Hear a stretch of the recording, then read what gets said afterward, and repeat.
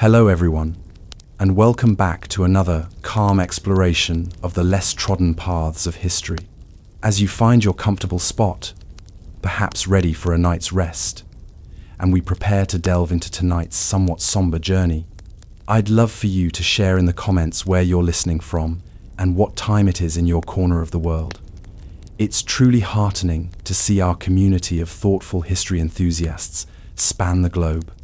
If these deep dives into the past, designed for quiet contemplation or a peaceful drift into sleep, resonate with you, do consider subscribing to stay connected. Tonight, we journey far back, not to the gleaming marble temples and celebrated philosophers you might first imagine, but to the often overlooked, everyday struggles within ancient Greece. We'll be uncovering some of the most terrible aspects of daily life in ancient Greece. Our first exploration takes us to the very beginning, to a moment that should be filled with hope, but was often fraught with peril. Imagine, if you will, the moments leading up to your arrival in the ancient Greek world. There are no sterile hospitals, no reassuring prenatal scans, no teams of medical professionals standing by. Instead, your mother likely endures childbirth in a dimly lit room within your family home, attended perhaps by a local midwife, whose knowledge is a mixture of practical experience, herbal remedies, and deeply ingrained superstition. The air might be thick with incense, an attempt to appease the gods and ward off malevolent spirits believed to prey on new mothers and their infants.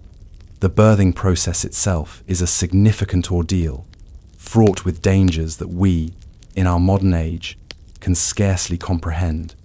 Infection is a constant, invisible threat, lurking on unwashed hands, contaminated water, or any of the rudimentary tools that might be used.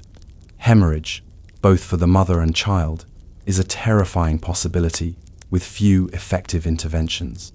If you are born prematurely, or with any discernible physical abnormality, your chances of survival plummet dramatically, even before the first critical decisions about your future are made. Let's say, against these odds, you are born alive. You take your first breath, but your struggle is far from over. In fact, one of the most brutal realities of ancient Greek society is about to confront your tiny, helpless existence, the practice of infant exposure. This wasn't a rare or hidden occurrence.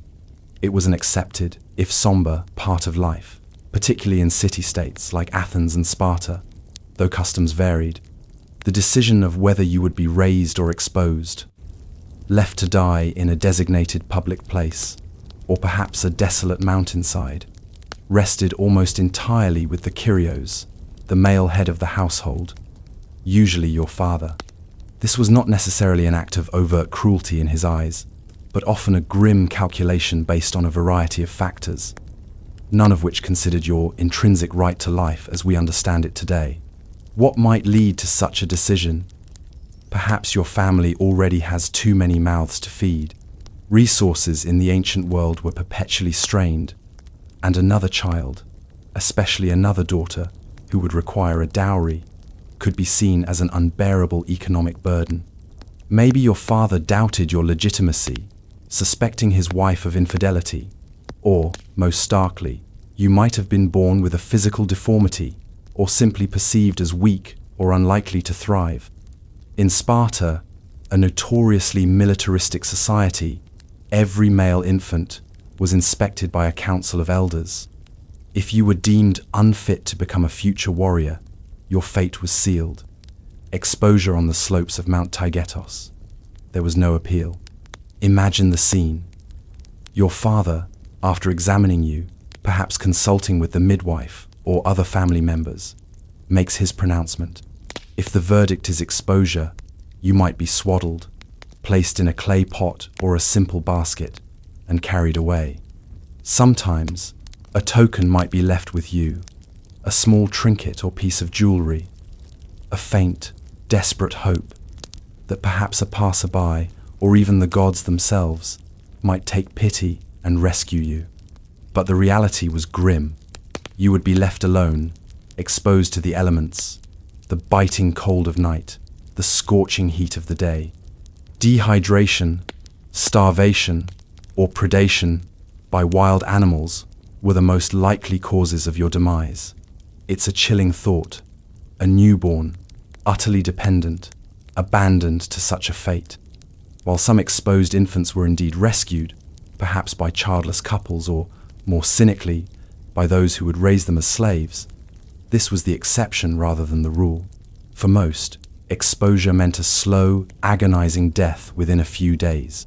This practice tells us a great deal about the harsh pragmatism of ancient Greek society, the limited value placed on individual life, especially in infants, when weighed against the perceived needs of the family or the state. The emotional toll on mothers, who had carried and birthed these children only to see them discarded, is largely unrecorded by the male historians of the time, but one can only imagine the silent, private grief. Even if you were accepted into the household, the first few years were a tightrope walk. Infant and child mortality rates were staggeringly high. Diseases we now consider minor, like measles or even a severe cold, could be fatal. Diarrheal illnesses, often caused by contaminated water or food, swept through communities, claiming the youngest and most vulnerable. The concept of germ theory was non-existent. Hygiene, as we'll explore later, was rudimentary at best. So, even if you survived the initial judgment of your father, your early life was a constant battle against unseen enemies, a testament to the sheer fragility of existence in this celebrated cradle of civilization. The joy of a new birth was always tempered by the grim knowledge that survival was by no means guaranteed, and that the first, most terrible hurdle was simply being allowed to live. The first and most relentless shadow was that of illness. You've survived birth. You've survived the first precarious year, but the gauntlet of childhood diseases still stretches before you. Remember, the understanding of hygiene and sanitation that we take for granted simply did not exist. The water you drank might be drawn from a communal well, easily contaminated. The food, even if sufficient, could harbor invisible pathogens. Flies, attracted by the general lack of waste management, would be everywhere, carrying sickness from one place to another. Imagine, as a small child, suffering from a persistent, racking cough, a fever that leaves you weak and delirious, or a skin ailment that itches relentlessly. There are no antibiotics, no fever reducers formulated for children, no understanding of germ theory to guide treatment. Your parents, loving though they may be, would likely resort to folk remedies, prayers to Asclepius, the god of healing, or perhaps the advice of a local iatros or physician, whose methods, as we shall see later, could be as harmful as they were helpful.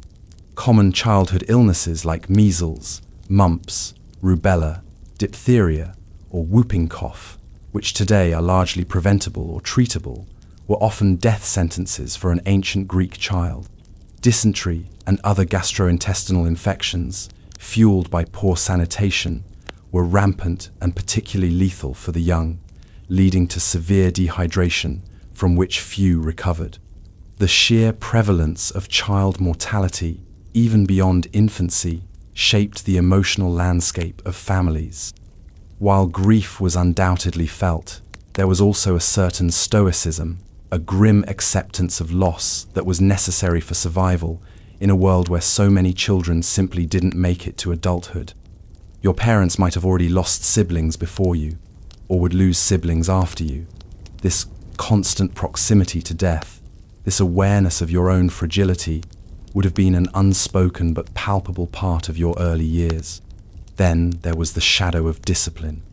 The ancient Greeks, particularly in societies like Athens and Sparta, placed a high value on order, obedience, and the sublimation of individual desires to the needs of the family and the state.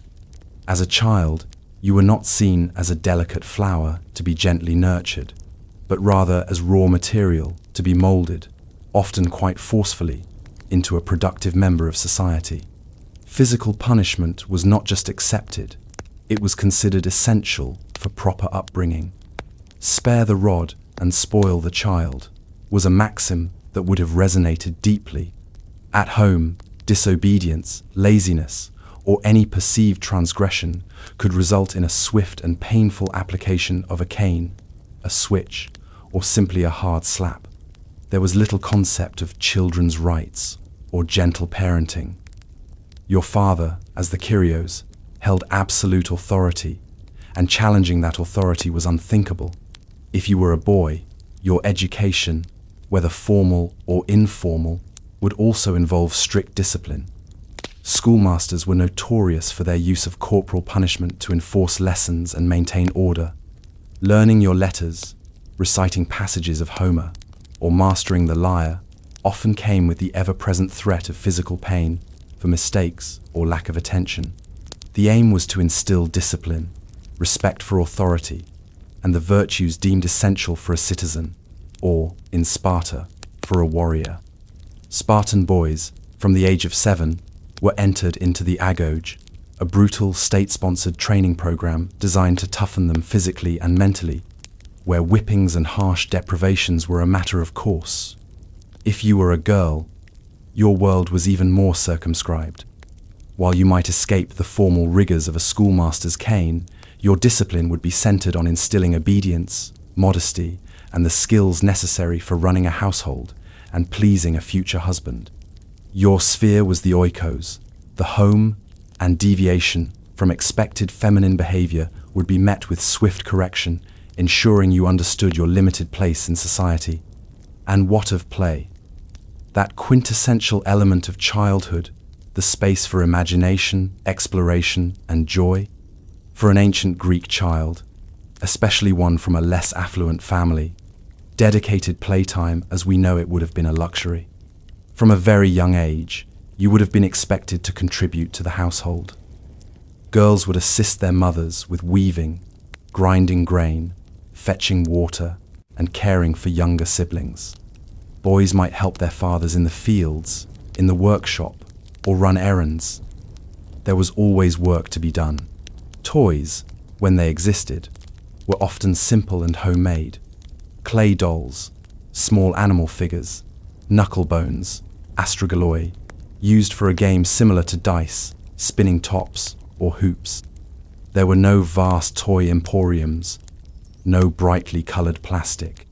Play often mimicked adult activities, girls playing house with their dolls, boys perhaps fashioning crude wooden swords and playing at being soldiers or athletes.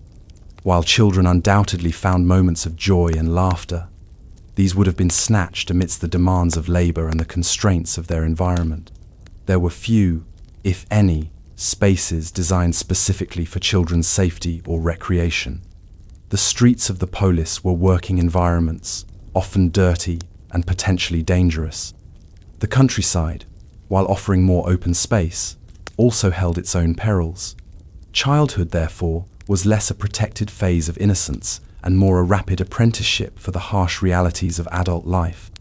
Rites of passage, such as a boy's first haircut or a girl's symbolic dedication of her childhood toys to Artemis before marriage, marked a swift transition out of what little protected status childhood offered.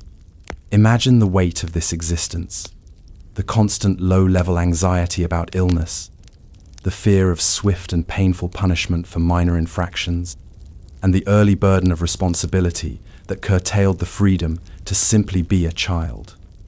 This was not a world that romanticized childhood. It was a world that demanded resilience, obedience, and a quick adaptation to its often unforgiving nature. The laughter of children certainly echoed in ancient Greece, but it often did so against a backdrop of considerable hardship and constraint. Forget any pristine images of gleaming white marble cities you might hold. The reality, for your nose and your general well-being, was far more challenging.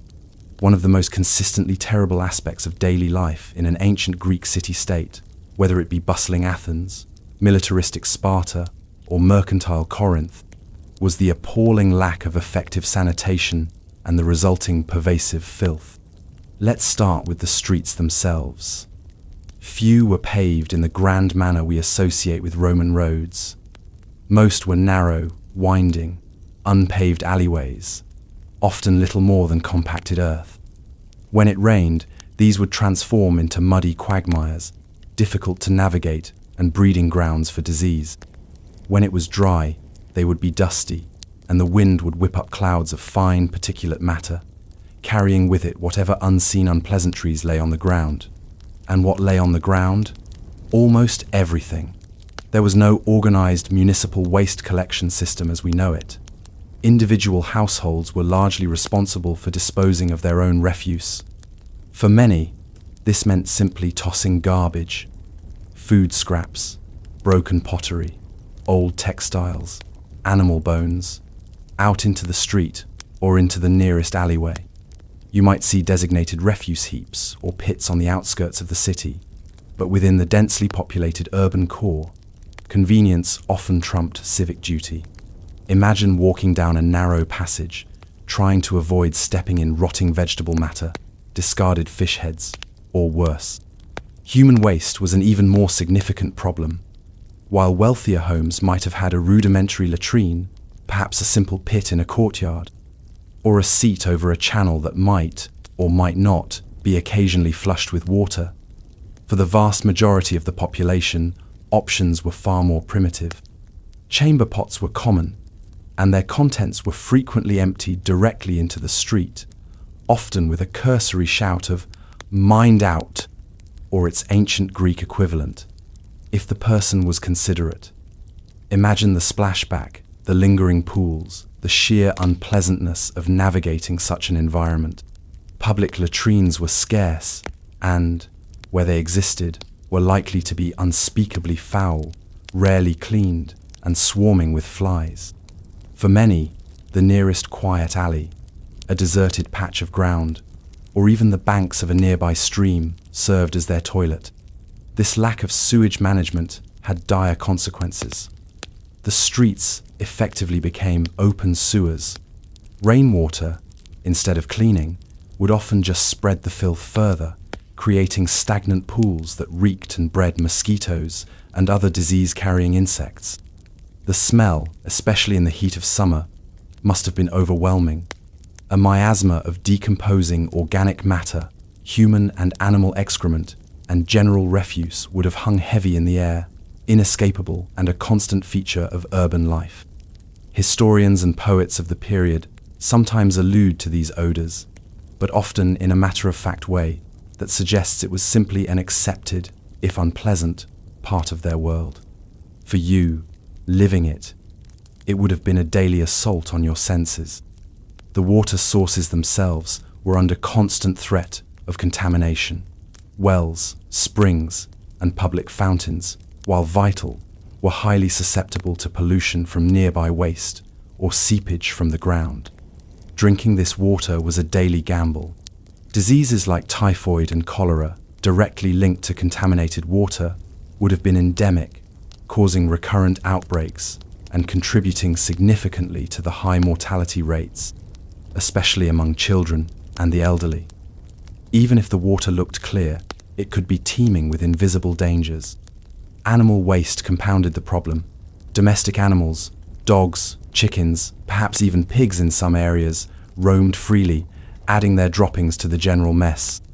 If you lived near a butcher's shop or a fishmonger, the stench of blood, offal, and decaying animal parts would be particularly acute, often simply sluiced into the nearest gutter or left to fester. Tanneries, with their use of urine and other noxious substances in the leather-making process, were notorious for their foul odors, and were usually, if possible, located on the downwind side of a city, though their impact could still be felt. The ancient Greeks did have some understanding of the benefits of fresh air and clean water, hence the placement of temples and important public buildings in elevated, airy locations. They also developed some impressive aqueducts, but these primarily served public fountains and baths, and the distribution to individual homes was limited, especially for the poor. The concept of a comprehensive, city-wide underground sewage system, like the Cloaca Maxima in Rome, which itself wasn't perfect, was largely absent in most Greek polis during their classical heyday. Efforts at street cleaning were sporadic and insufficient to cope with the sheer volume of waste generated by a concentrated population. Imagine trying to maintain personal hygiene in such an environment.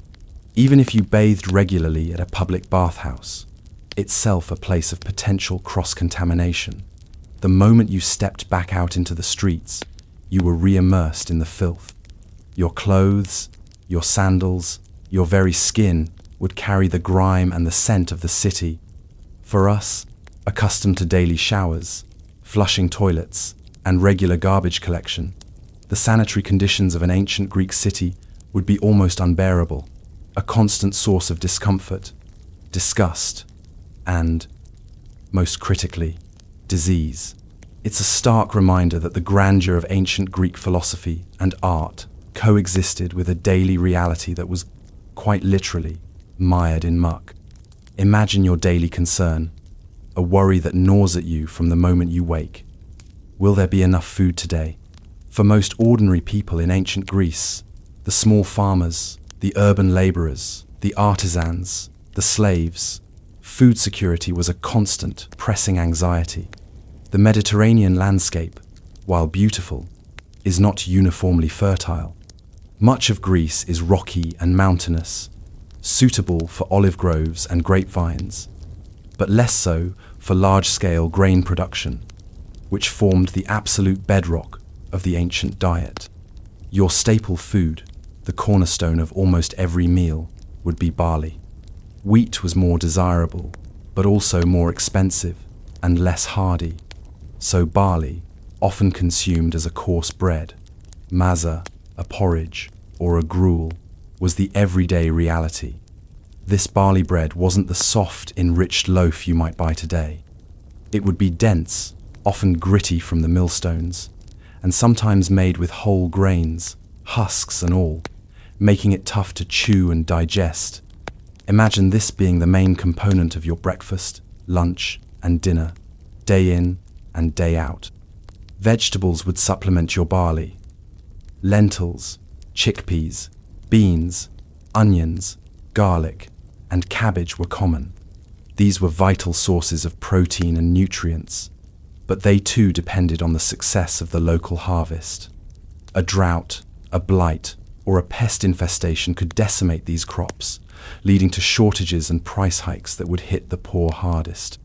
Foraging for wild greens and roots might supplement your diet, but this was unreliable and time-consuming. Fruit, when in season, offered a welcome sweetness and variety. Figs, grapes, and pomegranates were widely cultivated. Apples and pears were also known, though perhaps less common or of poorer quality than modern varieties. However, the availability of fresh fruit was seasonal, and preservation methods like drying were crucial for seeing you through the leaner months. What about meat? For most people, meat was a luxury, not a daily expectation. Small-scale animal husbandry might provide an occasional chicken or, more rarely, a pig. Goats and sheep were kept more for their milk, used for cheese, another important protein source, and wool than for regular meat consumption. Beef was even rarer, typically consumed only after religious sacrifices, where the meat would be distributed among the community. Hunting might provide some game, but this was not a reliable source for most urban dwellers or settled farmers. Fish, especially in coastal cities, was more accessible but could still be expensive, particularly the choicer varieties. Salted or dried fish was a cheaper, more common option, providing a much-needed protein boost but also a very strong, perhaps not always pleasant, flavor. The grind of acquiring this food was relentless. If you were a farmer, your life was dictated by the seasons, by back-breaking labor under the Mediterranean sun, plowing with rudimentary tools, sowing, weeding, and harvesting, all with the constant fear of crop failure. If you lived in the city, you had to earn enough coin each day to purchase your food from the agora, the marketplace. Prices could fluctuate wildly based on supply, rumors of war, or disruptions to trade routes. Imagine the daily anxiety of not knowing if your meager earnings would stretch to feed your family. Even when food was available, its preparation was laborious. Grain had to be ground by hand, usually by the women of the household, using a saddle quern or a rotary mill, a physically demanding and time-consuming task. Water had to be fetched, often from a considerable distance. Cooking was done over an open hearth or a small brazier, with limited fuel, wood or charcoal, making complex or slow-cooked meals a rarity for the average family. Food adulteration was also a concern.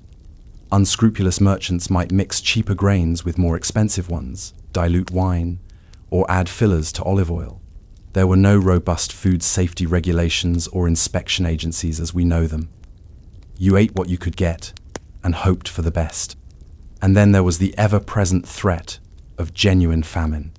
Warfare, a common feature of the ancient Greek world, could devastate agricultural land, disrupt trade, and lead to sieges where entire populations faced starvation. Even in peacetime, a series of bad harvests could lead to widespread hunger. The historical records contain numerous accounts of limos, or famine, striking various regions, describing desperate people eating grass, roots, or even, in the most extreme cases, resorting to cannibalism. While such extremes were not the daily norm, the fear of them was a background hum to existence. The Mediterranean triad, grains, grapes for wine, and olives for oil, formed the core of the diet.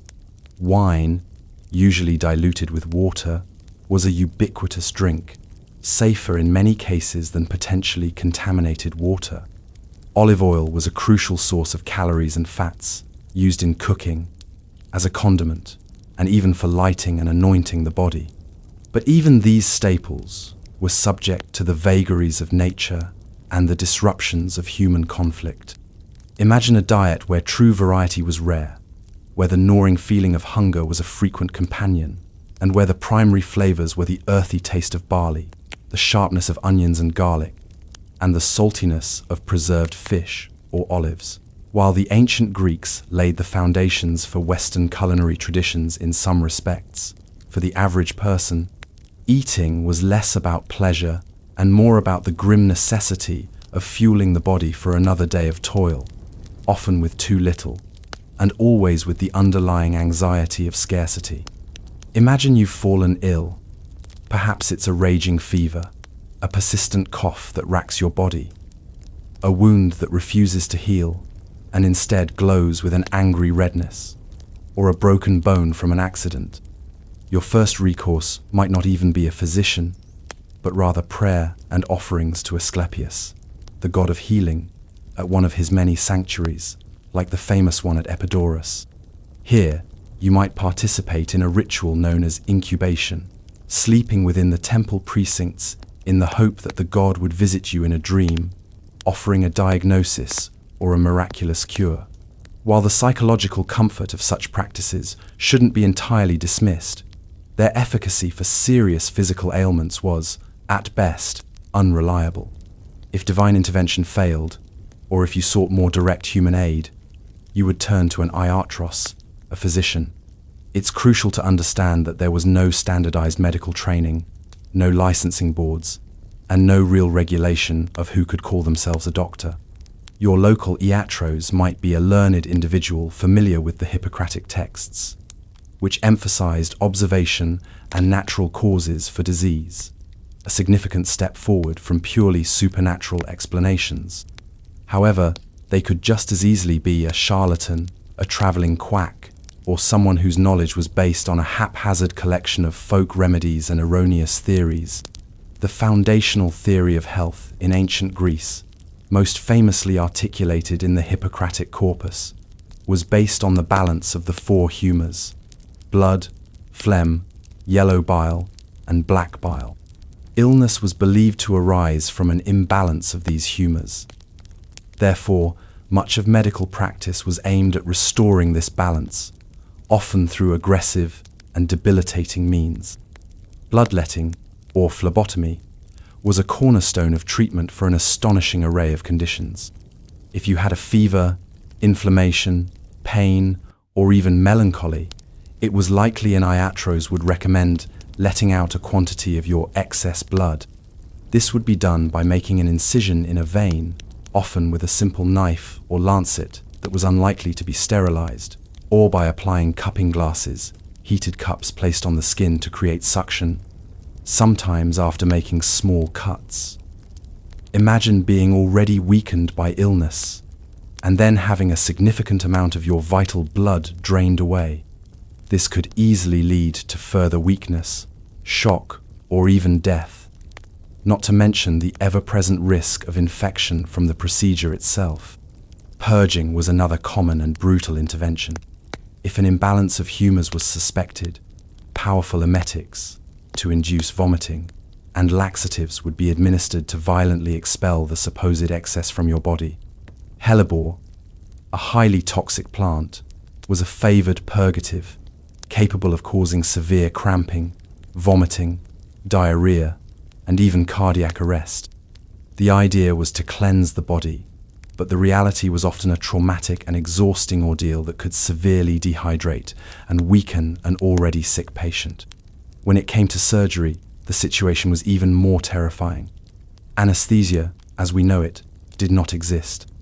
If you required an operation, perhaps to set a badly fractured bone, remove a tumor, though their understanding of such things was limited, or deal with a serious wound, you would have to endure it fully conscious, likely restrained, and with only crude analgesics like opium, if available, and used correctly, or copious amounts of wine to dull the excruciating pain. Surgical instruments were rudimentary: knives, saws, drills, and probes. Sterilization was not understood, so post-operative infection was almost a certainty, often leading to sepsis and death, even if the surgery itself was technically successful. Imagine the horror of having a limb amputated with a saw, without anesthetic, the surgeon working as quickly as possible while you screamed in agony, or having a bladder stone removed through a perineal incision, a notoriously painful and dangerous procedure. Trepanation, the drilling of holes into the skull, was also practiced, perhaps to relieve pressure, release evil spirits, or treat head injuries. The survival rates for such invasive procedures were, understandably, very low. Even for less dramatic ailments, treatments could be bizarre and ineffective. Poultices made from a wide array of ingredients, animal dung, bread mold, which unknowingly sometimes contained penicillin, a rare accidental success, various herbs, would be applied to wounds or infections. Prescriptions might include consuming exotic animal parts, minerals, or complex herbal concoctions whose effects were unpredictable. Diagnosis itself was based largely on observation of external symptoms, pulse, and sometimes the taste and smell of urine, without the aid of modern diagnostic tools. This meant that many internal diseases were simply mysteries, often misdiagnosed and mistreated. Childbirth, as we touched upon earlier, was a particularly dangerous time, and medical interventions were limited and often harmful. If a birth was obstructed, the midwife or physician might resort to forceful manual maneuvers or even destructive operations on the fetus to save the mother, all performed without effective pain relief or sterile conditions. Maternal mortality rates were appallingly high. While the Hippocratic Oath represents an admirable ethical ideal emphasizing do no harm, the actual practice of medicine in ancient Greece often fell far short of this. The lack of understanding of anatomy, human dissection was largely taboo for much of the period. Physiology and germ theory meant that even well-intentioned physicians were working in the dark. For you, the patient, seeking healing could mean subjecting yourself to procedures that were painful, debilitating, and potentially lethal. The fear of illness was compounded by the fear of the cure, a grim reality of life in this otherwise celebrated ancient civilization. It is a stark and uncomfortable truth that the celebrated democracy of Athens, the birthplace of philosophy and art, was built upon a foundation of widespread slavery. Slaves were not a minor fraction of the population. In Athens and many other Greek states, they constituted a significant percentage, perhaps even a third or more of the total inhabitants. Your life, if you were a slave in ancient Greece, was defined by a complete lack of agency, by hard labor, and by the constant awareness that you were considered property, not a person. How did you become a slave? There were several paths to this bleak existence. Perhaps you were born into it. If your mother was a slave, you automatically inherited her status, regardless of who your father might be. This was a common and self-perpetuating source of enslaved people. Alternatively, you might have been captured in warfare. The Greeks frequently enslaved conquered populations. Entire cities could be sacked, their men killed, and their women and children sold into bondage. Piracy was another route. If you were unlucky enough to be on a ship captured by pirates, or lived in a coastal village raided by them, you could find yourself shackled and sold in a slave market far from home. Exposure as an infant, as we discussed earlier, could also lead to enslavement if the abandoned child was found and raised for that purpose. Finally, though less common in classical Athens for citizens, debt bondage had existed, and foreigners or those in disputed territories could still fall into slavery through various forms of exploitation. Once enslaved, your life was not your own. You were an instrumentum vocale, a tool with a voice, in the eyes of the law and society. Your owner, your master or mistress, had almost absolute power over you. They determined where you lived, what work you did, whether you ate adequately, and even if you lived or died. You could be bought and sold like any other commodity at a slave market, inspected for physical soundness, your teeth checked, your muscles prodded. Imagine the humiliation, the dehumanization of being treated as livestock. The work you performed as a slave varied greatly, but it was almost invariably arduous. Many slaves toiled in the silver mines of Larion, a particularly brutal fate. Here, in cramped, dark, unventilated tunnels, you would hack away at rock for hours on end, breathing in toxic dust, often chained, and under the constant threat of cave-ins. The life expectancy for a mine slave was horrifically short. Others worked in agriculture, enduring back-breaking labor in the fields under the scorching sun, plowing, sowing, and harvesting crops for their masters. Domestic slaves, while perhaps facing less physically dangerous conditions than mine or agricultural slaves, still endured a life of constant servitude. You might cook, clean, fetch water, care for children, or attend to your master's personal needs. You were always on call, subject to the whims and tempers of the household. Female slaves were particularly vulnerable to sexual exploitation by their masters or their masters' sons, with no legal recourse or protection. Any children born from such unions would also be slaves. Slaves also worked in workshops, as craftsmen, porters, or in construction projects, like the very temples we admire today. Some, particularly those with specialized skills, might have slightly better conditions or even be allowed to earn a small amount of money, peculium, perhaps with the distant hope of eventually buying their freedom, a process called manumission. However, manumission was not a right, but a privilege granted by the master, and it was relatively uncommon. Even if manumitted, you often became a freedman or freedwoman, a status that still carried social stigma and legal limitations compared to a freeborn citizen. Punishment for slaves was swift and brutal. Any perceived laziness, disobedience, or attempt to escape would be met with severe beatings, whippings, or confinement. There were few legal protections. While a master technically couldn't kill a slave without cause, as it was destruction of property, what constituted cause was broadly interpreted, and the reality was that a slave's life was held cheaply. If a slave was required to testify in a court of law, their testimony was only considered valid if it was obtained under torture, based on the perverse belief that a slave would only tell the truth if subjected to extreme pain. Imagine the terror of being called as a witness under such conditions. Your personal life, if you could even call it that, was entirely at the mercy of your owner. You had no right to marry legally, though informal unions between slaves were sometimes permitted if the master found it convenient. Your children were not legally yours, they belonged to your master.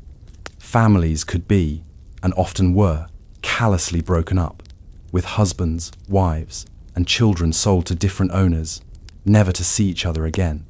The psychological toll of this existence must have been immense. The constant fear, the lack of hope for a better future, the degradation of being treated as less than human, the suppression of your own will and desires. While some slaves might have developed coping mechanisms, found small moments of camaraderie, or even held positions of relative trust within a household, the fundamental reality of their enslavement was an inescapable and crushing burden. The irony is profound. The Athenian citizen, priding himself on his freedom and his role in a democratic state, relied heavily on the forced labor of a vast enslaved population to maintain his lifestyle, to fight his wars, and to build his monuments. The shadow of the Parthenon, therefore, stretches not just over the land, but over the countless forgotten lives of those whose forced servitude made its construction, and the society that built it, possible. Their suffering is an integral, if often unspoken, part of the story of ancient Greece. Imagine you are born a girl in ancient Athens. From your earliest moments, your path is largely predetermined, and it is a path that offers little in the way of public participation, intellectual freedom, in the formal sense, or personal autonomy. Your primary purpose, as defined by society, is to marry, produce legitimate citizen heirs for your husband, and manage his household. Your value is intrinsically linked to your reproductive capacity and your domestic competence. Your childhood, as we've touched upon, would be spent largely within the confines of the oikos, the home, while your brothers might attend school, engage in athletics, and prepare for public life. Your education would be focused on domestic skills, weaving, spinning, household management, and perhaps some basic literacy and numeracy, if your family was more enlightened, primarily to enable you to run the household accounts. Exposure to the great philosophical debates, the political discourse of the agora, or the dramatic performances in the theatre would be severely limited, if permitted at all. The intellectual world that defined classical Greece was largely a male domain. As you approached puberty, usually around the age of 14 or 15, sometimes even younger, your marriage would be arranged. You would have little to no say in the choice of your husband. Marriages were contracts between families, negotiated by your kyrios, your father, or if he was deceased, your closest male relative, like an uncle or brother, and your future husband or his kyrios. The primary considerations were the dowry you would bring, the social standing of the families, and the potential for producing legitimate offspring to inherit property and continue the family line. Love or personal compatibility were rarely, if ever, primary factors. Imagine the fear and uncertainty of being handed over to a man often much older than yourself, a virtual stranger, to begin a new life in his home, under his authority. Upon marriage, your legal guardianship simply transferred from your father to your husband. You remained, in essence, a legal minor throughout your life. You could not own significant property in your own name. Though your dowry was technically yours, it was administered by your husband. You could not enter into contracts, and you certainly could not vote or participate in the political assembly. Your life would be centered around the women's quarters of the house, the gymnasium, often located at the back or on an upper floor, designed to keep you secluded from the public gaze and from unrelated men. It was considered improper for a respectable woman to be seen freely in public, unless it was for specific religious festivals, funerals, or perhaps a quick, chaperoned visit to a female neighbor. Your interactions with the outside world were heavily mediated by the men in your family. Venturing out unescorted could damage your reputation and, by extension, the honor of your family. Within the home, your responsibilities were considerable. You managed the household slaves, if the family owned any, oversaw the food supplies, directed the weaving of cloth for the family's clothing, and, most importantly, raised the children, particularly the male heirs. While this managerial role carried some authority within the domestic sphere, it was always subordinate to the ultimate authority of your husband. The double standard in marital fidelity was stark. A husband could freely engage in extramarital affairs, visit courtesans, hetairai, or keep concubines, often within the same household with little social stigma. For you, however, adultery was a most grievous offense, punishable by divorce, public shame, and the loss of your reputation and social standing. If your husband divorced you, which he could do relatively easily, often simply by sending you back to your father's house, your dowry was supposed to be returned, but this could be a point of contention. Remarriage was possible, but your options might be limited, especially if you were older or if the divorce was due to your perceived fault. Childbirth, as we've discussed, was a recurring and dangerous event. Producing a male heir was paramount. If you failed to do so, or if you were barren, it could be grounds for your husband to repudiate you. The pressure to conceive and bear healthy children, especially sons, was immense. While there were exceptions, priestesses held positions of honor, Spartan women enjoyed more freedom and could own land, and hetairai, educated courtesans, sometimes achieved a degree of intellectual companionship with men that was denied to most wives. These were not the norm for the average Greek woman. The prevailing ideology, reinforced by philosophers like Aristotle, viewed women as inherently inferior to men, less rational, and naturally suited to a subordinate and domestic role. Imagine the frustration of a keen intellect confined, the yearning for a wider world unseen, the emotional labor of maintaining a household and raising children with little personal recognition or freedom. While some women undoubtedly found contentment and affection within their families, the systemic limitations placed upon them were profound.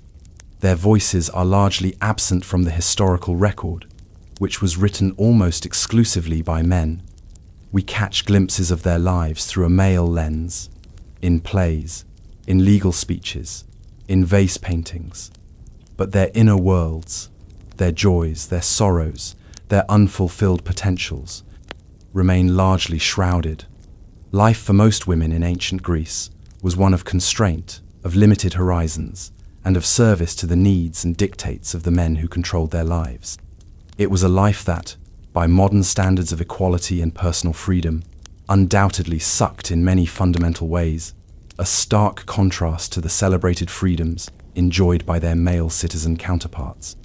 Imagine you are a freeborn citizen of a Greek polis, but not a member of the wealthy, land-owning elite. Your daily existence is defined by hard physical labor. There are no machines to lighten your load, no extensive labor laws to protect you, and the line between sufficiency and destitution is perilously thin. If you are a small farmer, owning a modest plot of land, your life is an unceasing battle against the elements and the stubbornness of the soil. From dawn till dusk, you are out in the fields. Ploughing is done with a simple ard, perhaps pulled by a pair of oxen if you are fortunate, or even by yourself and your family members if you are not. This tool only scratches the surface of the rocky Greek soil, requiring multiple passes and immense effort. Sowing seed is done by hand, a back-breaking task. Weeding is constant, done under the blazing Mediterranean sun. Harvest time, whether it's grain, olives, or grapes, means intensive, prolonged labor, often involving the entire family, to bring in the crop before it spoils or is lost to pests or weather. The tools you use are rudimentary. Wooden plows, iron-tipped hoes, sickles, and flails. Each movement is powered by your own muscles, there is no respite. A failed harvest, due to drought, blight, or pests, could mean ruin, forcing you into debt, and potentially leading to the loss of your land, the very basis of your livelihood and your status as a citizen. Even in good years, the surplus is often small, just enough to feed your family, pay any taxes or dues, and perhaps trade for a few necessities. If you are an artisan living in the city, a potter, a cobbler, a blacksmith, a carpenter, your workshop is likely small, cramped, and poorly lit. You work long hours, often performing repetitive tasks that strain your body. As a blacksmith, you endure the intense heat of the forge, the deafening clang of hammer on anvil, and the risk of burns and injuries. As a potter, you spend hours hunched over the wheel or manually shaping clay. As a weaver, though this was often women's work, male weavers also existed. The repetitive motions could lead to chronic pain in your hands, wrists, and back. The materials you work with can also be hazardous. Exposure to lead in glazing pottery, or in some metalwork, to toxic fumes from forges, or to fine dust in stonemasonry or carpentry, would have had long-term health consequences that were not understood at the time. There were no safety regulations, no protective gear beyond what you might improvise yourself. An injury on the job could be catastrophic, leaving you unable to work and your family destitute. Consider the life of a sailor or a rower on a merchant ship, or, even worse, a war galley. On a merchant vessel, you face the dangers of the sea, storms, shipwrecks, pirates, and endure cramped conditions, poor food, and long voyages. If you are a rower on a trireme, the famed Greek warship, your existence is one of brutal, synchronized exertion. Hundreds of you, packed tightly onto rowing benches, often in squalid conditions, propel the ship forward with sheer muscle power, under the rhythm set by a flute or a beating drum, and the orders, and perhaps whip, of an overseer. The physical strain is immense, and battles mean the added terror of combat, and the risk of drowning if the ship is sunk. Even for general labourers, those who dug foundations, carried heavy loads on construction sites, imagine hauling marble blocks for a temple, or worked at the docks.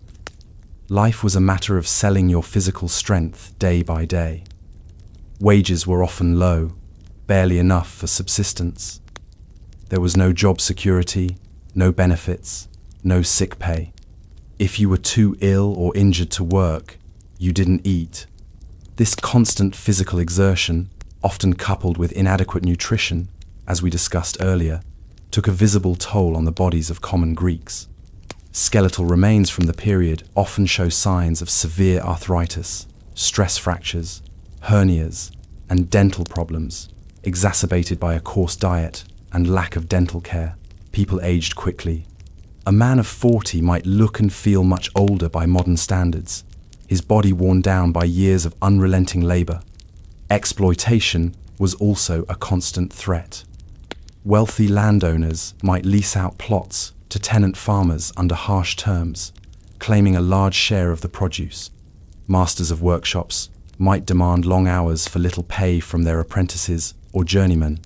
Those in positions of power could manipulate markets or civic contracts to their benefit, often at the expense of the common worker. While concepts of fairness existed, the power imbalance between the wealthy elite and the laboring masses was significant. There was a certain philosophical disdain among some elite thinkers for manual labor, viewing it as demeaning and unsuitable for a true citizen whose focus should be on intellectual and political pursuits. While this view didn't stop most citizens from having to work, it reflected a social hierarchy where the value of physical contribution was often secondary to wealth and leisure. Imagine the sheer exhaustion at the end of each day, the aches in your muscles and joints, the calluses on your hands, the constant worry about making ends meet. There were few holidays, few moments of genuine rest. Life was a cycle of hard work simply to survive, to provide for your family, and to meet your obligations to the polis. The gleaming achievements of ancient Greek civilization were quite literally built on the backs and through the sweat and pain of its ordinary working people, whose daily toil was an unceasing and often unrecognized struggle. Imagine living with the persistent awareness that, at any given time, your city-state could be embroiled in a conflict with its neighbors. The Greek world was a patchwork of independent, often fiercely rivalrous, polis. Alliances shifted like desert sands, and grievances, both ancient and new, could easily flare into open war. This was not a distant threat managed by a professional standing army far from home. It directly involved you, your family, and your community. If you were a male citizen of military age, typically from your late teens to your 50s, you were expected to serve as a hoplite, a heavily armed foot soldier when called upon. Your armor, the bronze helmet, breastplate, and greaves, the large round shield or aspis, the spear and short sword, was often something you had to provide yourself, a significant expense. Training might be sporadic, depending on your city-state, but the expectation was clear. When war came, you would take your place in the phalanx, the tight formation of hoplites that formed the backbone of Greek armies. Battle itself was a terrifying and brutal affair. Imagine standing shoulder to shoulder with your comrades, the enemy phalanx approaching, a wall of shields and spear points. The clash, the othismos or push, was a visceral, bloody struggle. Men screamed, sweated, and bled. The air would be thick with the sounds of clashing bronze, splintering wood, and the cries of the wounded and dying. You fought face to face, stabbing with your spear, hacking with your sword, pushing with your shield. Casualties could be horrific. If your side broke and fled, you risked being cut down from behind. There was little room for individual heroism in the dense pack of the phalanx. It was about collective discipline and endurance. Victory might bring spoils and glory, but defeat could mean annihilation. For the vanquished, the consequences were often dire. Male survivors on the losing side might be executed en masse. Women and children could be enslaved, their homes looted, and their city razed to the ground. The ancient world operated under a harsh set of rules regarding warfare, and mercy was often in short supply. The fear of such a fate for your own community was a constant underlying anxiety. Siege warfare was a particularly dreaded experience. If your city was besieged, you were trapped. As food supplies dwindled, hunger would become your constant companion. Disease, exacerbated by cramped, unsanitary conditions and malnutrition, would spread rapidly within the city walls. You would witness the slow starvation of your family and neighbors. Desperation could lead to horrific choices. The enemy outside might employ brutal tactics, catapults hurling heavy stones or flaming projectiles, siege towers, battering rams, all designed to breach your defenses. If the walls fell, a terrible slaughter often ensued, with little distinction made between combatants and non-combatants in the frenzy of the assault. Even if your city was not directly at war, the countryside, where much of the population lived and worked, was incredibly vulnerable. Raiding parties from hostile neighbors could sweep through, burning crops, looting homes, stealing livestock, and carrying off captives. Imagine the terror of seeing smoke on the horizon, knowing that your fields, your livelihood, your family were under threat. Farmers often had to flee to the safety of the walled city, abandoning their property and watching their hard work go up in flames. This constant insecurity made long-term agricultural planning difficult and contributed to the precariousness of food supplies. The psychological scars of such endemic warfare ran deep. You would have grown up hearing stories of past wars, of heroic deeds, but also of terrible losses. You likely knew men who had been maimed in battle, or families who had lost fathers, sons, or brothers. The constant readiness for war, the glorification of martial valor, particularly in states like Sparta, shaped the very fabric of society, its values, and its education system.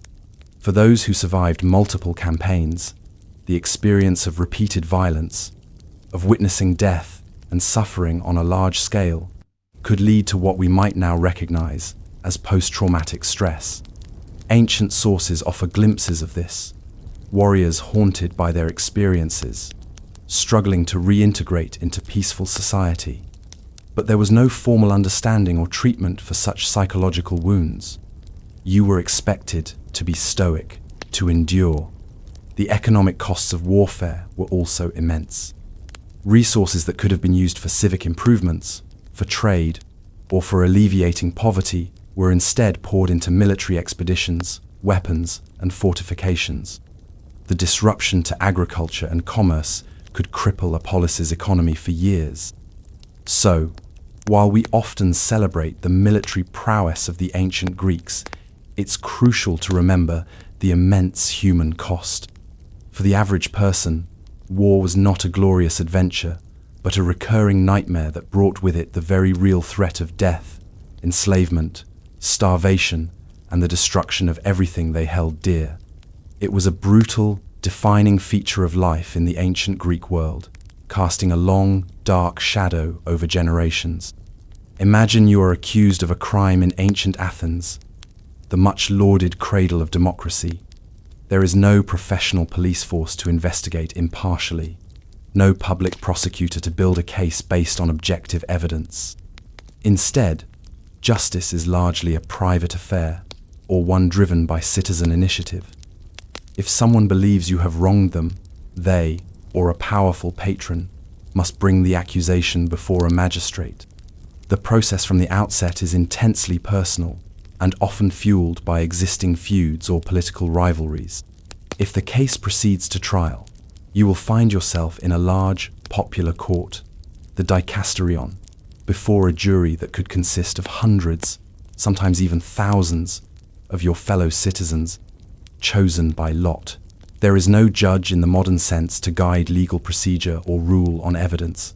The jurors are ordinary men, susceptible to rhetoric, prejudice, and emotional appeals. There are no professional lawyers to represent you. You must plead your own case, or hire a logographer, a speechwriter, to craft a compelling oration for you to deliver. The trial itself is a performance, a contest of words and charisma. Both accuser and defendant are given a set amount of time, measured by a water clock, the clepsydra, to present their arguments.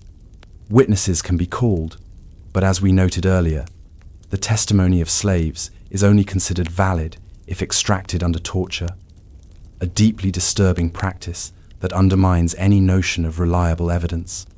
Perjury is common, character assassination, appeals to pity, and fiery denunciations are standard rhetorical tactics. The goal is not necessarily to uncover objective truth, but to persuade the massive, often unwieldy jury. Imagine the pressure of speaking for your life or your freedom before such an assembly, knowing that your fate rests on your ability to sway a crowd. If you are found guilty, the punishments can be severe and often brutal. For many offenses, the penalty was death. The methods of execution varied. Hemlock poisoning, as famously administered to Socrates, was one method, considered relatively humane for citizens.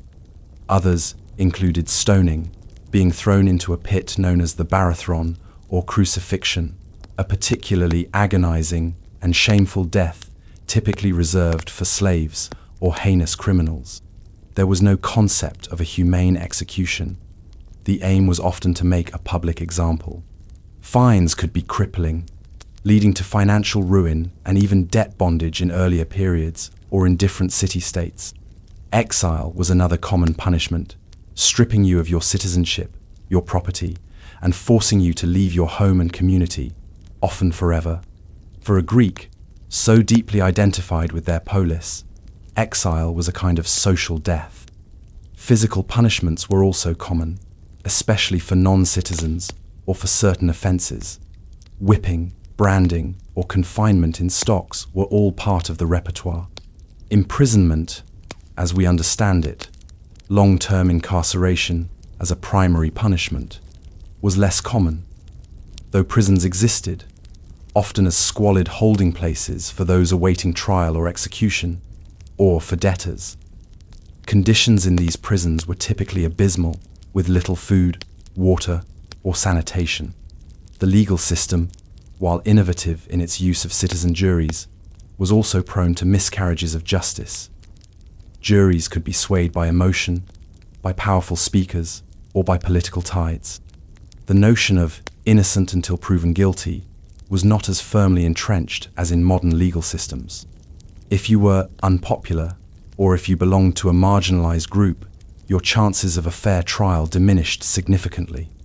Furthermore, beyond the formal legal system, the fear of arbitrary power was real. In oligarchies, a small ruling elite could act with impunity. Even in democracies like Athens, powerful individuals or factions could manipulate the system for their own ends. Ostracism, while intended as a safeguard against tyranny, could be used to banish prominent citizens based on popular fear or political maneuvering, without any crime having been committed. Imagine the anxiety of knowing that, through a vote of your fellow citizens, you could be exiled for 10 years simply because you had become too influential or too unpopular. The concept of vendetta, or blood feuds between families, also persisted, particularly in earlier periods or more remote areas, operating outside of formal legal structures. An offense against one member of a family could lead to a cycle of reciprocal violence that could span generations.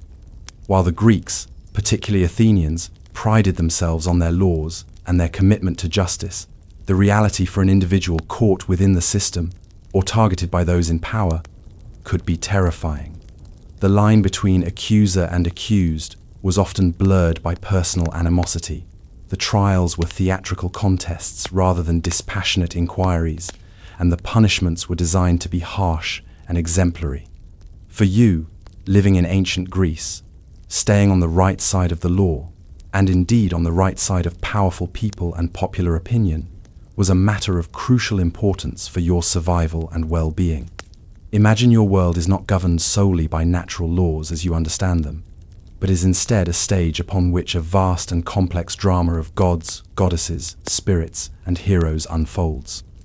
These divine beings are not distant, benevolent overseers. They are intimately involved in human affairs, capable of great generosity, but also of terrible wrath, jealousy, and arbitrary intervention. Your every action, every significant life event, every natural phenomenon is potentially under their scrutiny and influence. This was the lived reality for most ancient Greeks. Religion was not a private matter, confined to one day a week. It was woven into the very fabric of daily life, into public ceremonies and private anxieties. The gods were everywhere, in the sky, the sea, the earth, in sacred groves, springs, and mountains. Zeus ruled the heavens, Poseidon the seas, Hades the underworld. Athena protected Athens, Apollo oversaw prophecy and the arts, Artemis roamed the wilds, and Ares reveled in war. Each had their own domains, their own temples, their own festivals, and their own set of expectations. Living in such a world meant existing in a state of constant vigilance, a low-level anxiety about offending one of these powerful entities. A sudden storm, a crop failure, an illness, a stillbirth. Any misfortune could be interpreted as a sign of divine displeasure. The gods were believed to punish not only direct impiety, such as neglecting sacrifices or desecrating a sacred site, but also hubris, excessive pride, or even unintentional slights. The stories of mythology were filled with cautionary tales of mortals who angered the gods and suffered terrible fates. These were not just entertaining fictions, they were powerful lessons about the precariousness of human existence in a world controlled by superhuman forces. Superstition was rampant and deeply ingrained. Every unusual event could be an omen, a sign from the gods that needed to be deciphered. The flight of birds, the patterns in sacrificial animal entrails, dreams, sneezes, a sudden ringing in the ears, an eclipse, all could hold profound meaning. Professional diviners and seers, like the oracle at Delphi, were consulted before major decisions, whether personal, such as a marriage or a business venture, or public, such as embarking on a military campaign. Imagine the weight of responsibility on these diviners, and the anxiety of those awaiting their pronouncements, knowing that a misinterpretation or an unfavorable prophecy could lead to disaster or inaction. Daily life was punctuated by rituals of appeasement. You would offer libations, a small pouring of wine or milk, before meals. You would make small sacrifices at household shrines. You would participate in public festivals, which were numerous and often involved elaborate processions, sacrifices, and feasts, all designed to honor the gods and ensure their continued favor. These were not just joyful celebrations, they were vital obligations. Neglecting them could bring misfortune not just upon yourself, but upon your entire community.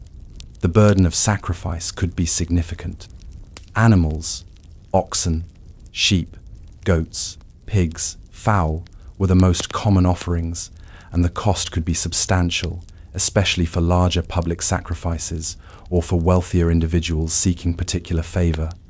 The choice of animal, its quality, and the manner of its sacrifice were all prescribed by ancient custom. The smoke of the burning offering was thought to rise to the gods, carrying the prayers of the worshippers. Fear of pollution, or miasma, was another major concern. Certain actions, such as bloodshed, even accidental, childbirth, or contact with a corpse, were believed to create a ritual impurity that could offend the gods and bring misfortune. Elaborate purification rituals were necessary to cleanse oneself and one's household from such defilement. Imagine the added stress and complexity this brought to already difficult life events. Even your dreams were not your own.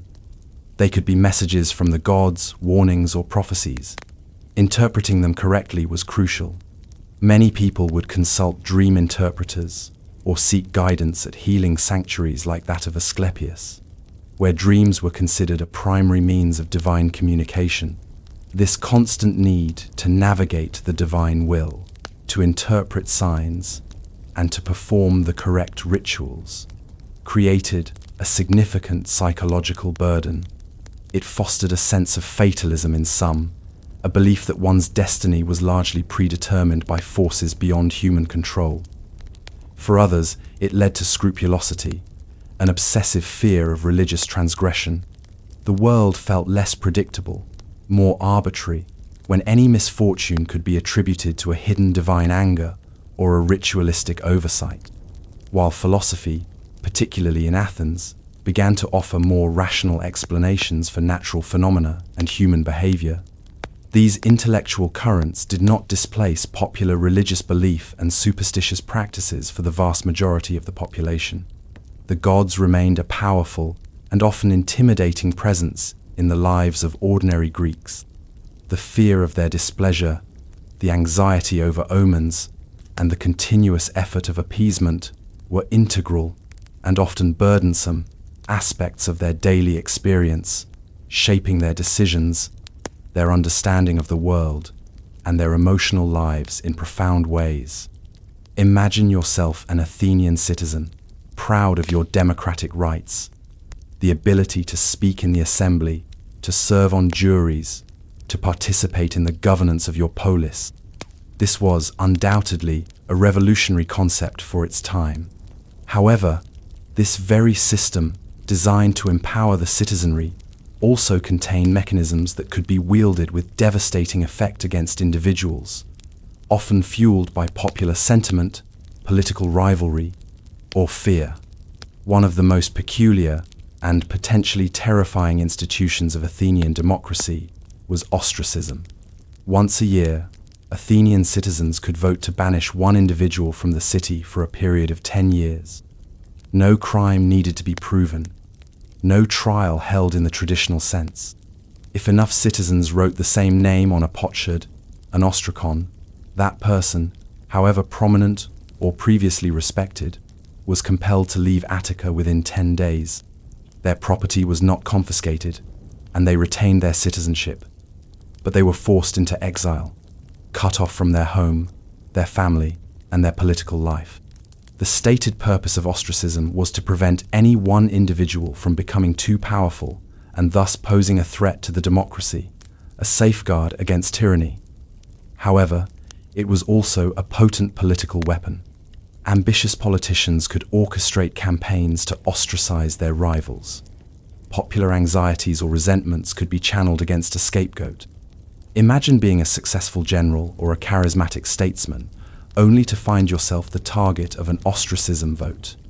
Your career and life in Athens abruptly curtailed, not for any wrongdoing, but simply because you had become too prominent or had made powerful enemies. The uncertainty and the public nature of this condemnation must have been deeply unsettling for those in the political arena. Beyond ostracism, the political landscape of Athens, and indeed most Greek city-states, was characterized by intense factionalism. Different groups, the wealthy landowners, the merchants, the urban poor, often had competing interests. Ambitious individuals vied for power and influence, forming alliances and rivalries that could lead to bitter political struggles. These struggles did not always remain within the bounds of debate and voting. Political purges, while perhaps more commonly associated with oligarchies or tyrannies, were not unknown even in democratic contexts, especially during periods of extreme instability or after a change in political fortunes. If one faction gained a decisive upper hand, its leaders might move to eliminate or neutralize their opponents through accusations. Trials often tainted by political bias, confiscation of property, exile, or even execution. The famous trial and execution of Socrates, while complex, had undeniable political undertones, occurring in the aftermath of Athens' defeat in the Peloponnesian War and a period of oligarchic rule.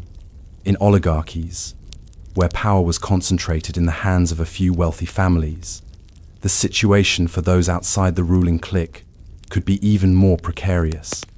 The elite could govern in their own interests, often with little regard for the welfare or rights of the broader populace.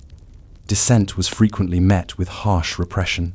Arbitrary decisions, favoritism, and the abuse of power were common features of many oligarchic regimes. If you fell afoul of a powerful oligarch, there were few avenues for redress. The transitions between political systems could also be incredibly violent and destabilizing. Revolutions and counter-revolutions, with democratic factions overthrowing oligarchies, or oligarchs seizing power from democrats, were recurrent events in Greek history. These periods of stasis, or civil strife, were often marked by widespread violence, massacres, and betrayals. Your loyalty, or even perceived loyalty, to one side or the other could determine your survival. Imagine living through such a period, where neighbors turned against neighbors, and the very fabric of society seemed to unravel. Even in relatively stable times, the intense scrutiny of public life, particularly in a democracy like Athens, could be oppressive. Your reputation, your conduct, and even your private life could become fodder for public discussion and criticism in the assembly or the law courts. The pressure to conform to civic expectations and the fear of public disapproval or political attack were constant companions for those involved in public life. So, while the political innovations of ancient Greece were remarkable, they did not create a utopia of stable, fair governance for all. The systems themselves contained inherent vulnerabilities and mechanisms that could be exploited. For the individual citizen, navigating the treacherous waters of Greek politics required skill, luck, and often a willingness to compromise or conform. The threat of becoming a political casualty, whether through ostracism, a rigged trial, or the violent upheaval of civil strife, was a very real and disturbing aspect of life, a dark shadow lurking beneath the celebrated ideals of democracy and civic participation. Imagine you were born in ancient Greece with a significant physical disability. Perhaps you were blind, deaf, lame, or afflicted with a condition like epilepsy, which was often misunderstood and feared. In a society that highly valued physical perfection, particularly in men for warfare and athletics, and in women for childbearing, your life would be one of immense challenge and social stigma. There were no specialized institutions or widespread social programs to support the disabled. If your family was wealthy and compassionate, you might be cared for within the home. However, if your family was poor, or if your disability was severe, you could easily become a burden they could not, or would not, bear. We've already discussed infant exposure. Babies born with visible deformities were prime candidates for this grim fate. If you survived to adulthood but were unable to work, you might be forced to resort to begging to survive. You would be a common sight in the agora or near temple entrances, relying on the sporadic charity of passers-by. Respect and inclusion were rarely afforded. Some disabilities were even seen as signs of divine disfavor or a curse, further isolating the afflicted. Then there were the poor. Not just those who had to toil endlessly, but those who were truly destitute, lacking even the most basic necessities of life. In a society without a formal welfare system, poverty was a brutal and often inescapable reality. If you lost your land, fell into debt, or were unable to find work, you and your family faced starvation and homelessness. You might huddle in doorways, seek shelter in abandoned buildings, or construct makeshift hovels on the city's outskirts. Malnutrition would make you susceptible to disease, and disease would further incapacitate you, creating a vicious cycle. While Greek cities sometimes organized public distributions of grain, especially during times of famine, these were often insufficient and not targeted specifically at the chronically impoverished in a sustained way. Private charity existed, driven by individuals or religious obligations, but it was ad hoc and unreliable. The prevailing ethos often emphasized self-sufficiency, and those who could not provide for themselves were sometimes viewed with disdain or suspicion, as though their poverty were a personal failing rather than a consequence of circumstance. For the truly poor, life was a daily struggle for scraps, a life lived on the margins, often invisible to the more prosperous citizens preoccupied with their own affairs. Foreigners, or xenoi, also occupied a precarious position in most Greek city-states. Even if you were Greek-speaking and from another polis, you were not automatically granted the rights and protections of a citizen. If you were a metic, a resident foreigner, in Athens, for example, you could live and work there, often contributing significantly to the economy as a craftsman, merchant, or even an intellectual. However, you could not own land in Attica, you could not vote or hold public office, and you were required to pay a special tax, the metoikion. You also needed a citizen patron, a prostates, to represent you in legal matters. While some metics achieved wealth and a degree of social acceptance, they remained fundamentally outsiders. Their loyalty could be questioned, especially in times of war or crisis. They could be subject to summary expulsion or have their property confiscated with less legal recourse than a citizen. If you were a foreigner from a non-Greek speaking land, a barbarian in Greek eyes, you faced even greater prejudice and suspicion. The Greeks generally held a strong sense of cultural superiority, and those who did not share their language or customs were often viewed with contempt or distrust. Imagine the constant sense of vulnerability, of being othered, that a foreigner might experience. You might work hard, contribute to the community, even adopt local customs, but you would always be aware of your secondary status, your lack of full belonging. In times of social unrest or xenophobia, you could easily become a target. This exclusion extended to other groups as well. Those who had committed certain crimes and been stripped of their citizen rights, atimia, even if they avoided execution or exile, lived in a kind of internal banishment, unable to participate in public life or seek legal redress. Freed slaves, while no longer property, often carried the stigma of their former status and faced social and economic disadvantages. The ancient Greek world, for all its philosophical inquiries into ethics and justice, often failed to extend its compassion and protection to those who were different, unfortunate, or powerless. The lives of the disabled, the desperately poor, and the foreigner were frequently marked by hardship, neglect, and social exclusion. Their suffering, often unrecorded and unremarked upon by the elite historians of the time, forms a somber counterpoint to the celebrated achievements of the era, reminding us that the brilliance of a civilization can coexist with profound human suffering on its margins. Imagine your body, once strong from a life of labor or service, beginning to fail you. Your eyesight dims, your hearing fades, your joints ache with a persistent throb.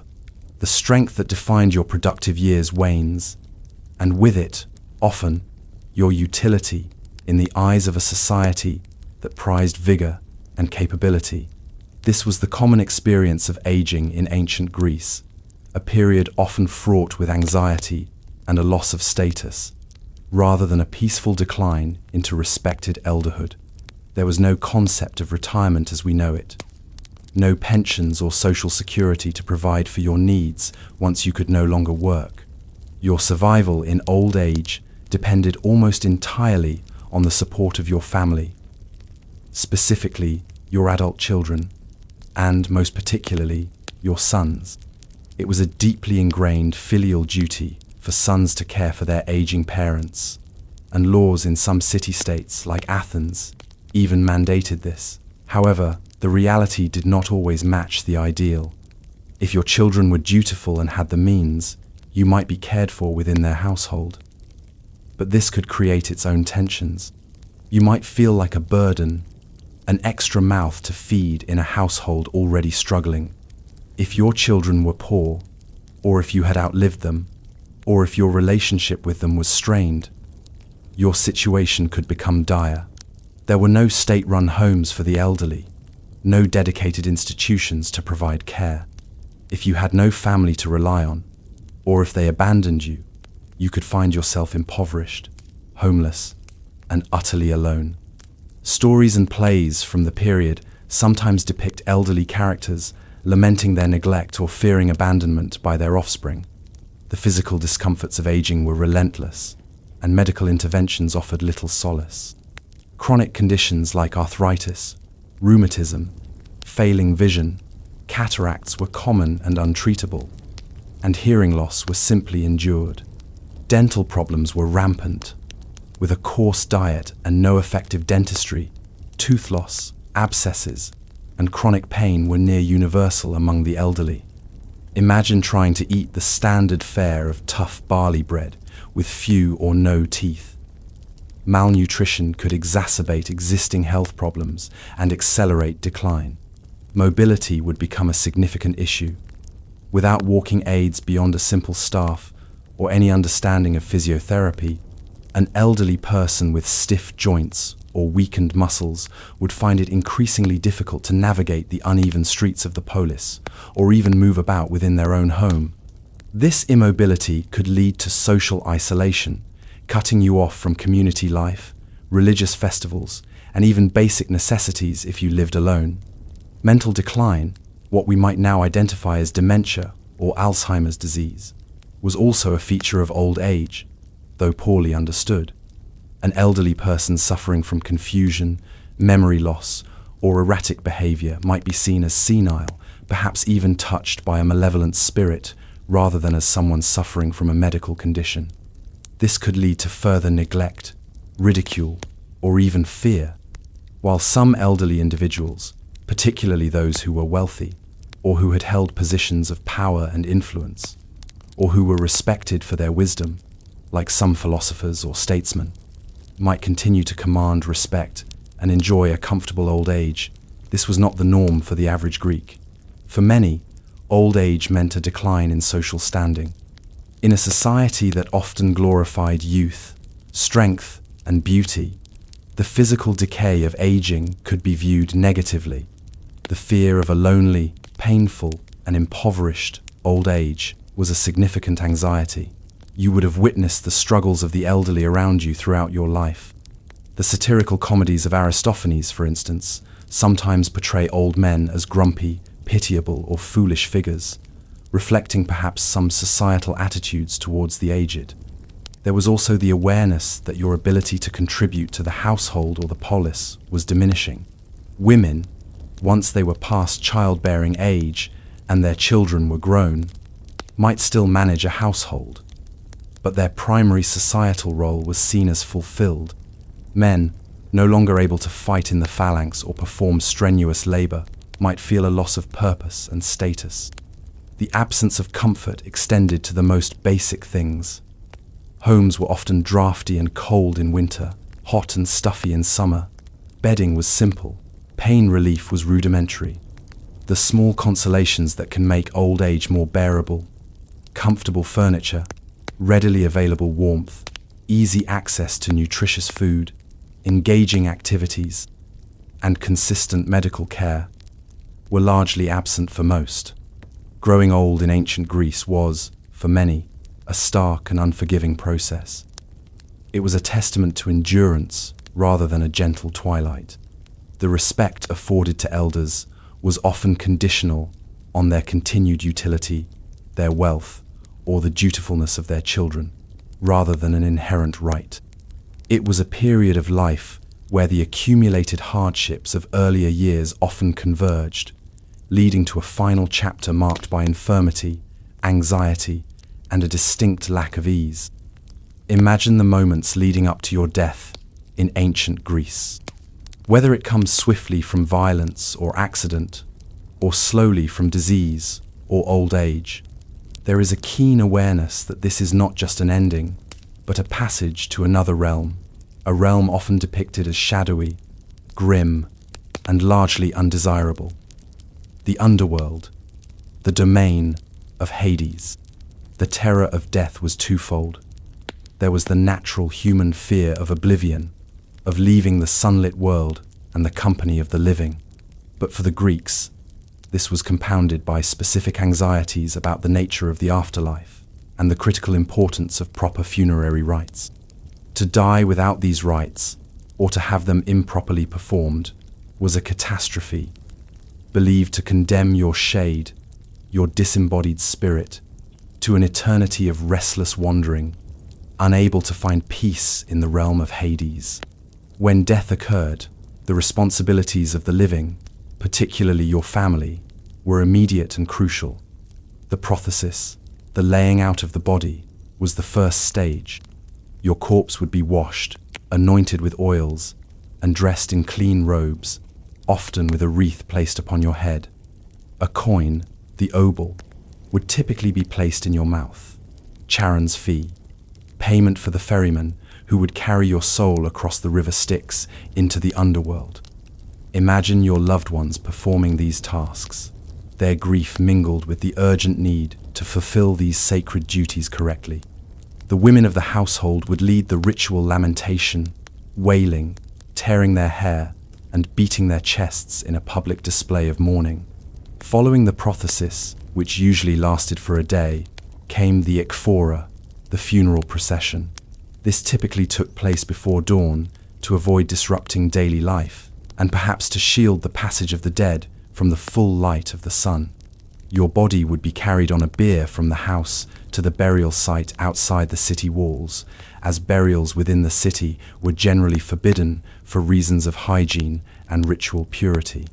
The procession would include family, friends, and sometimes hired mourners, all continuing their lamentations. Burial practices varied, with both inhumation, burial in the earth, and cremation being common. If cremated, your ashes would be carefully collected and placed in an urn. Graves were often marked with stelae, carved stone slabs, or other monuments, especially for the wealthier. Grave goods, items thought to be useful or comforting to the deceased in the afterlife, such as pottery, tools, weapons, or personal adornments, were often interred with the body or ashes. These offerings reflected a belief that some semblance of your former life and needs continued after death. But what was this afterlife that awaited you?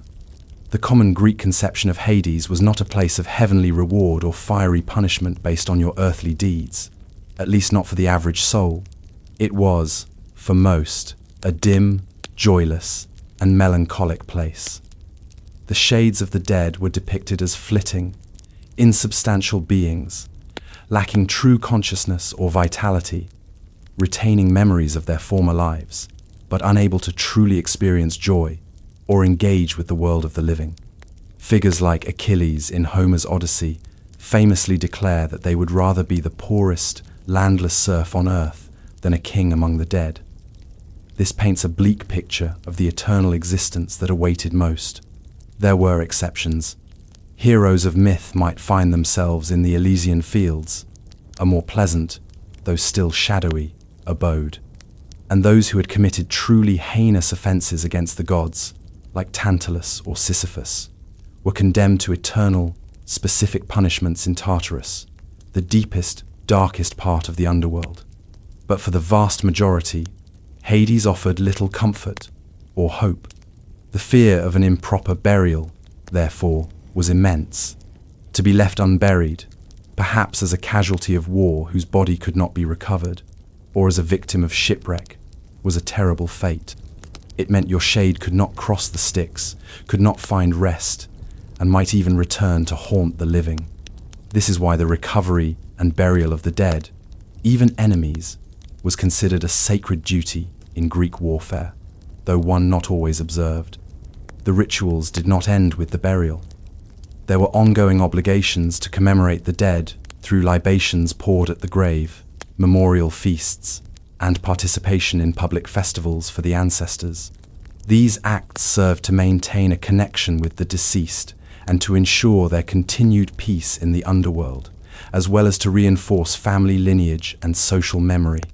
Imagine the weight of these beliefs as you yourself approached death, or as you mourned a loved one.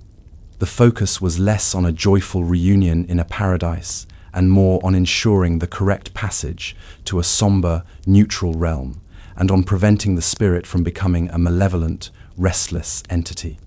The terror of death was not just about cessation, but about the potential for a failed transition, for an eternity of shadowy dissatisfaction. This understanding of the final darkness cast a long and often unsettling shadow over the entirety of ancient Greek life.